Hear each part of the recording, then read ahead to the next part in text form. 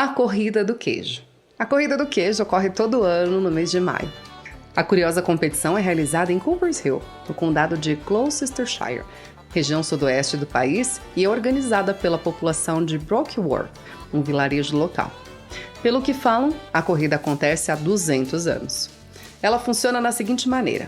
Em cada evento, várias corridas acontecem e elas são divididas em categorias, de acordo com sexo e idade. Nelas, os queijos são jogados sucessivamente de cima da colina por um convidado. Por conta do formato redondo, eles saem rolando morro abaixo com muita facilidade. O objetivo dos participantes é fazer o mesmo trajeto, o que se torna difícil por causa da inclinação da colina. Gente, vem nesse pensamento comigo. É queijo rolando para um lado, pessoa correndo pelo outro.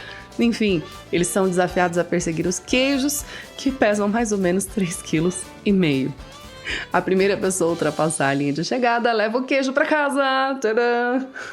A ideia original da competição é que o competidor agarre o queijo, mas como ele atinge uma velocidade muito alta, podendo chegar a incríveis 110 km por hora, é praticamente impossível. Além disso, como a coluna é muito íngreme e o solo muito irregular, a ocorrência de lesões é um pouco comum, não é? Por isso, uma ambulância está sempre por perto na linha de chegada para socorrer os malucos que chegarem lá, tá?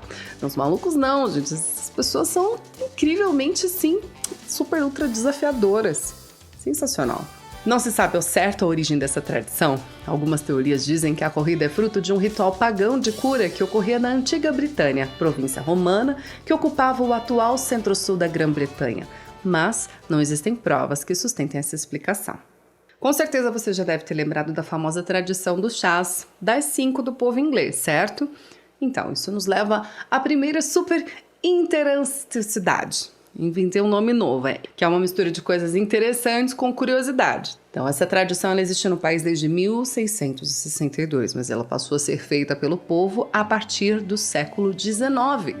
O hábito do chá saiu da exclusividade burguesa e é praticado hoje por toda a população inglesa em qualquer horário. A tal tradição já existia há tempos em terras portuguesas. Ao se casar com o rei inglês Charles II, Catarina de Bragança acabou levando o costume para a Inglaterra. Lá, ele foi acolhido pela corte em cerimônias e banquetes. Mesmo assim, foi por causa de outra pessoa da realeza que o ritual ganhou fama.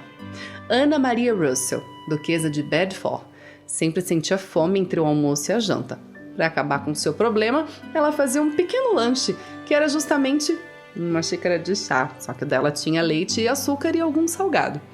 Com o tempo, aristocratas e burgueses ingleses passaram a imitar o ritual da duquesa, aproveitando a ocasião para exibirem as mais caras e chiques porcelanas e pratarias. O que não é o caso da minha, né? E nada de dedo levantado, não é? A partir daí, essa tradição ela se espalhou. Salões de chás foram criados e toda a Europa foi conquistada pelo consumo do chá das 5. Hoje o horário fixo não é obrigatório, mas o hábito de tomar um lanche no meio da tarde com muito chá, pães e doces permanece intacto. A segunda interessanticidade também envolve costume dos ingleses e é um pouco diferente do que estamos habituados a ver. Eu vou deixar meu chá aqui do lado porque eu já estou ficando com calor. Com certeza é um dos fatos únicos e mais interanciosos da Inglaterra.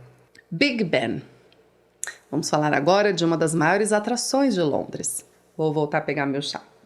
Sabe o Big Ben, aquela torre bem alta com um relógio dentro? Em 1945, vários pássaros pousaram sobre o ponteiro dos minutos do relógio e atrasou o horário em 5 minutos. Já pensou nisso?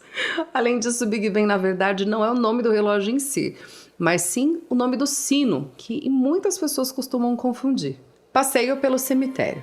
Depois da corrida do queijo, essa é uma das curiosidades mais esquisitas da Inglaterra. E, inesperadamente, um dos costumes comuns dos ingleses é o passeio ao cemitério. Exatamente, não é?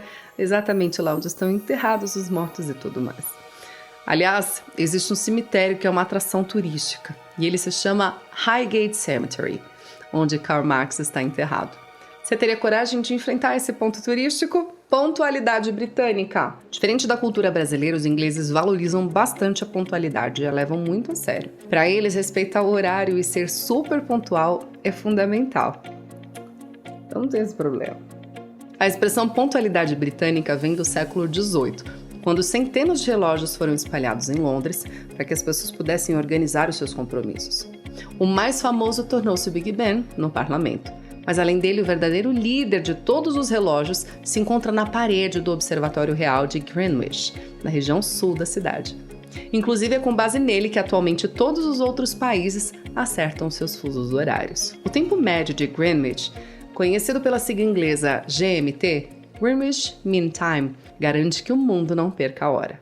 Keep calm and carry on. Quem nunca ouviu essa expressão, não é? Sabe aquele cartaz que a gente costumava ver estampado em todos os lugares, com a coroa e a frase Keep calm and carry on? Ele surgiu na Inglaterra durante a Segunda Guerra Mundial. Exatamente. Na primavera de 1939, o governo inglês decidiu imprimir pôsteres para acalmar a população presente em territórios tomados pelo conflito. A ideia era imprimir 3 cartazes que seguissem o mesmo padrão de design: 2 cores, uma frase impressa em fonte elegante e o desenho da coroa do rei Jorge VI, o governante da época. 3 versões foram enviadas à gráfica. Os 2 primeiros pôsteres foram distribuídos em setembro do mesmo ano e rapidamente se espalharam. Mas os ingleses da época da guerra nunca tiveram a oportunidade de ver a terceira versão, que era justamente Keep Calm and Carry On, e seria exposto apenas em uma situação de crise ou de invasão, e acabou não sendo lançado. Foi apenas em 2000, 61 anos depois de ser impresso, que o pôster começou a fazer sucesso.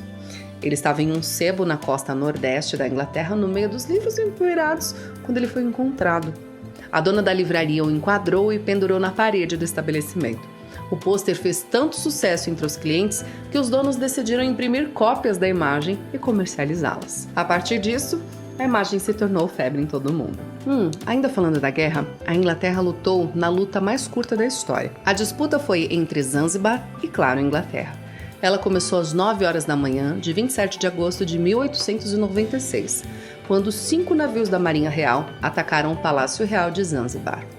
O conflito durou entre 38 e 45 minutos. É isso mesmo, gente, 38 e 45 minutos, até que a bandeira branca para a rendição foi levantada, resultando em 500 pessoas de Zanzibar mortas, enquanto apenas um fuzileiro naval britânico havia sido ferido. Os pubs ingleses. Surpreendentemente, você não pode ficar bêbado nos pubs ingleses. Como já sabemos, os britânicos são famosos por sua cultura de pub. Eles são o principal centro de várias comunidades locais e são um lugar para socializar e tomar bebidas.